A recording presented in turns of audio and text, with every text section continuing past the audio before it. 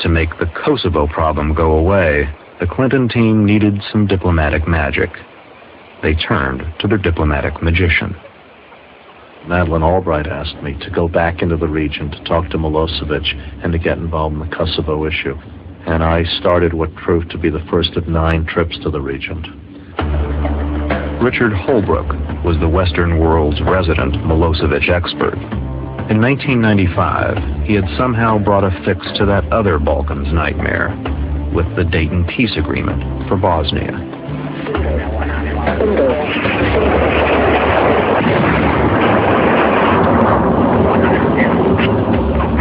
The leaders of the NATO alliance believed that their show of force had convinced Milosevic to come to the peace table. This time, trying to forestall disaster in Kosovo, Holbrook again carried a big stick. He threatened military action. His reaction was, Kosovo's an internal matter. We said, we accept the fact that Kosovo is inside the Yugoslav national boundary, but that does not give you the right to squash its people. It seemed to work. Milosevic agreed to negotiate directly with the other side. The other side, Washington thought, was Ibrahim Rugova, a pacifist leader of the Albanian Kosovars. For nearly a decade, he'd worn the mantle of leadership in Kosovo, president of the province, elected by the people, but unsanctioned by Belgrade. Holbrook managed to get what seemed like a breakthrough. The old adversaries, Milosevic and Rugova, now met for the first time. As a result of the meeting, both sides got something. Milosevic won a reprieve from some of the economic sanctions imposed since the Bosnia War. Rugova received his reward, a sign that he was Washington's man in Kosovo. A personal visit with President Clinton. This was symbolizing that meeting. It was a chance for me to meet the president. He was, of course, very preoccupied with what was happening over there. Then he promised a bigger engagement, and secondly, he promised he personally will put more effort to find the solution to the crisis. But this hopeful interlude soon proved emblematic of the maddening frustrations of trying to solve the Balkan puzzle. While Clinton was bonding with Rugova in Washington, on the ground back in Kosovo, events were making Rugova and his pacifism irrelevant.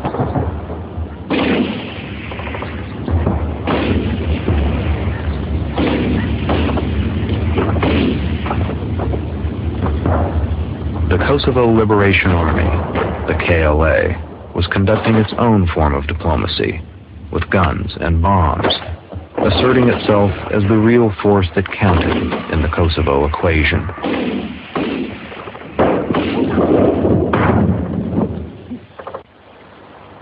For their part, the Serbian generals justified the retaliation. Terrorist attacks on the Serbs and the police became a daily occurrence.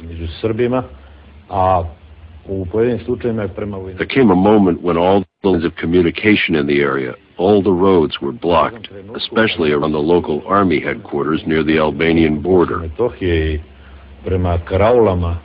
It was simply a necessity to free and democratize Kosovo. And nothing happened accidentally, neither the organization nor the beginning of the armed struggle. It wasn't accidental. For the KLA, war was all calculation. They wanted what other breakaway republics had gained through bloodshed: full-blown independence, not negotiated autonomy. The failure to deal with Kosovo and Dayton led the Albanians to conclude that the one way in which you get Western attention, in which you get a Dayton-like conference, in which you get the President of the United States to pay attention to you, is to use violence. That violence begets international attention, and that therefore one should start violence, a policy that the Kosovars had been pursuing since 1989 of nonviolent opposition, all of a sudden became less and less viable. And as time goes by, more and more people realize or come to the conclusion that the way you get the West involved is to start killing people.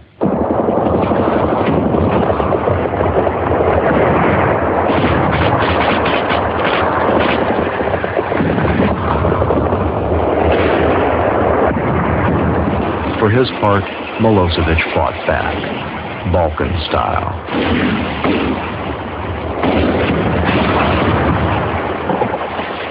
The Serbs drove the villagers into the hills and into the arms of the KLA.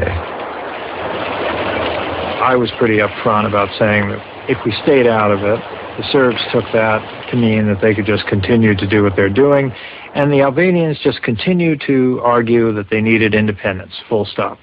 And so with those sort of ingredients in the mix, we weren't going to get anywhere. We were going to end up with a full-blown war.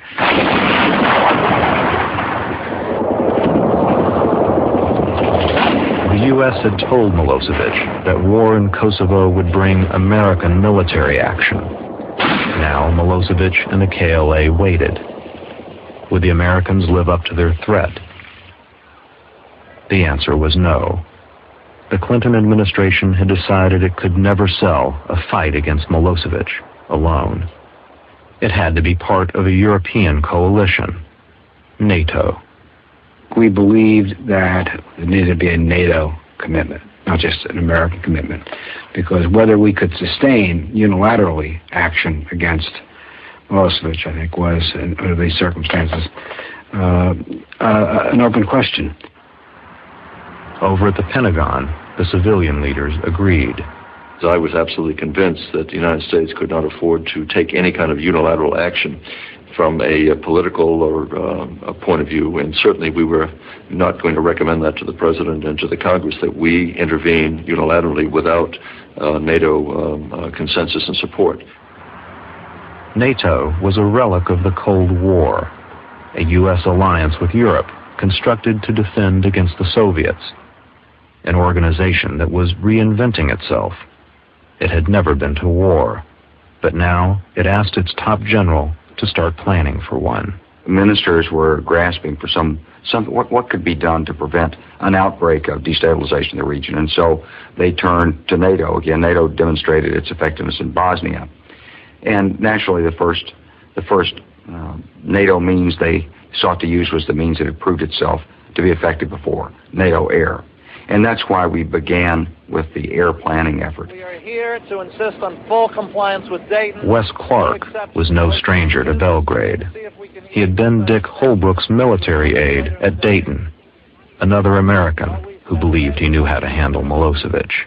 As far as Milosevic is concerned, I'm probably unique among 20th century commanders in knowing so well the adversarial leadership, the people on the other side. I don't think anybody's had quite the same experience that I've had in terms of knowing your enemy.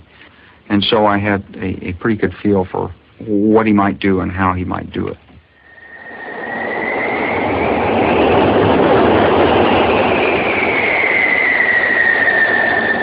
The most the coalition decided to do was send a message to Milosevic. Maybe even back him down with a little saber rattling.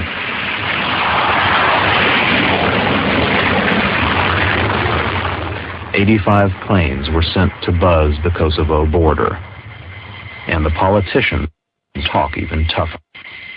This is his last warning.